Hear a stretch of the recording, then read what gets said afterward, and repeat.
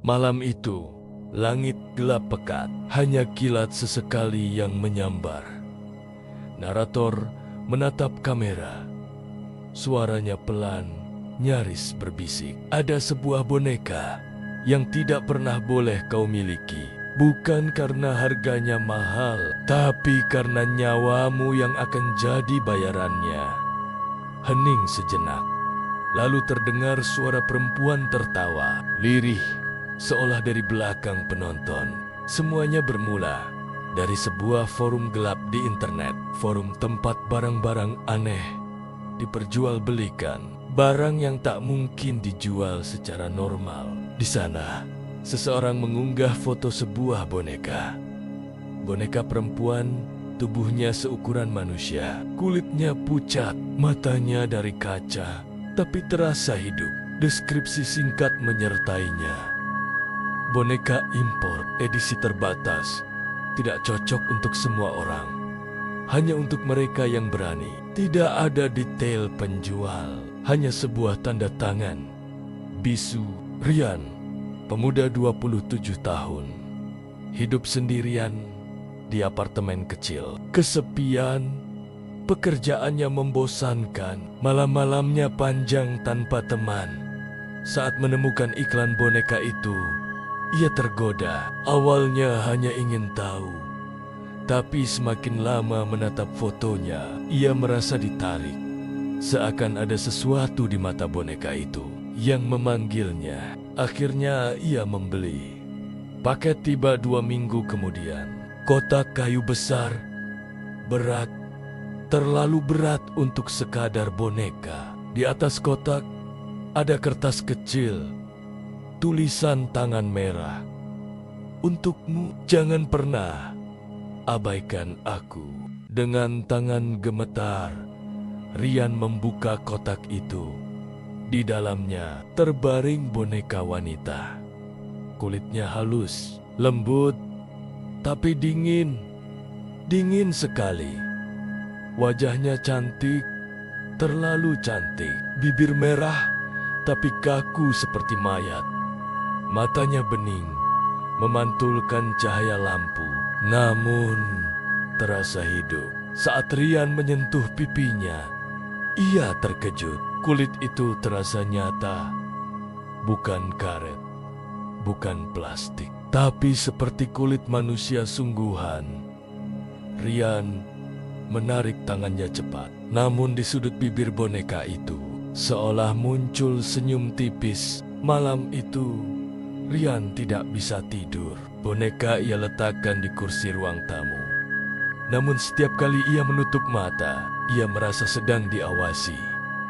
Tengah malam, terdengar suara lirih, seperti bisikan perempuan, halus, tapi jelas. Kenapa kau tinggalkan aku di sini? Rian terbangun kaget. Ia menyalakan lampu, berjalan ke ruang tamu. Dan di sana, ia terhenti. Boneka itu masih duduk di kursi, namun kepalanya miring. Matanya lurus menatapnya, dan senyum itu kini terlihat lebih jelas. Hari-hari berikutnya, apartemen Rian dipenuhi hal aneh. Jam dinding sering berhenti. Selalu tepat pukul 2 pagi, suara langkah kaki terdengar mondar-mandir. Padahal ia tinggal sendirian. Piring di dapur jatuh sendiri. Lampu kamar berkedip, dan boneka itu selalu berpindah tempat. Kadang di kursi, kadang di samping tempat tidur. Bahkan pernah, saat ia mandi, ia mendengar suara ketukan di pintu kamar mandi. Begitu keluar, boneka itu berdiri tepat di depan pintu. Suatu malam, Rian memberanikan diri menyentuh boneka itu lagi. Ia ingin tahu apa yang sebenarnya terjadi. Begitu tangannya menyentuh kulit dingin itu, tubuhnya langsung kaku, mata terbelalak, nafasnya tersengal. Dari mulutnya keluar suara perempuan, berat, serak, penuh dendam. Akhirnya, aku bisa merasakan tubuh ini. Rian jatuh tersungkur.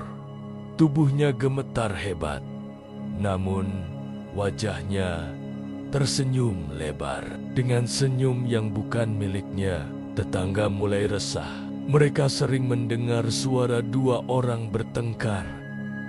Padahal Rian tinggal sendirian. Bau busuk tercium dari ventilasi. Bau daging membusuk. Seorang tetangga bersumpah saat melewati pintu apartemen Rian, ia melihat sepasang mata kaca berkilat dari celah pintu. Setelah itu, ia pindah. Satu demi satu penghuni lain ikut pergi. Apartemen itu mulai dikenal sebagai tempat angker. Kabar boneka itu menyebar. Forum-forum horor mulai membicarakannya. Konon, boneka itu berasal dari Thailand, diciptakan lewat ritual terlarang. Roh seorang wanita muda yang mati tragis karena pelecehan dikurung ke dalam tubuh boneka. Arwah itu dipaksa melayani manusia. Namun ia menolak. Ia dendam dan setiap pemilik boneka menjadi mangsanya. Beberapa minggu kemudian, apartemen Rian ditemukan kosong. Tidak ada tanda-tanda kepergian. Tidak ada mayat, tidak ada jejak darah. Yang tersisa hanya boneka itu. Duduk manis di kursi ruang tamu. Matanya berkilat. Senyumnya semakin jelas. Unit itu akhirnya disewakan kembali. Pemilik baru bernama Sinta, seorang wanita muda. Tak tahu apa yang pernah terjadi sebelumnya. Sinta menganggap boneka itu sekadar hiasan aneh. Malam pertama, ia sudah merasa tidak nyaman. Dari kursi ruang tamu, boneka itu menatapnya terus. Saat ia hendak tidur, terdengar suara lirih. Akhirnya, kau datang padaku. Sinta menggigil, namun ia mencoba mengabaikannya. Kesalahan terbesar yang pernah ia lakukan. Malam-malam Sinta penuh mimpi buruk. Ia bermimpi berada di kamar gelap bersama seorang wanita pucat, rambut panjang, wajah hancur. Wanita itu mendekat, berbisik di telinganya, "Serahkan tubuhmu, biar aku bisa hidup lagi."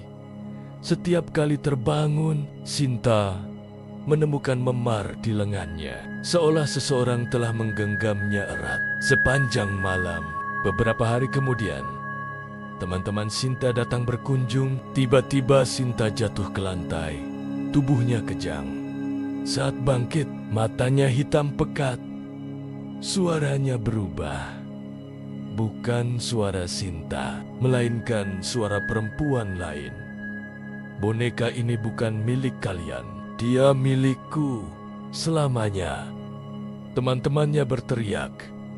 Panik, namun Sinta hanya tertawa keras, menggema di seluruh ruangan. Seorang ustadz dipanggil.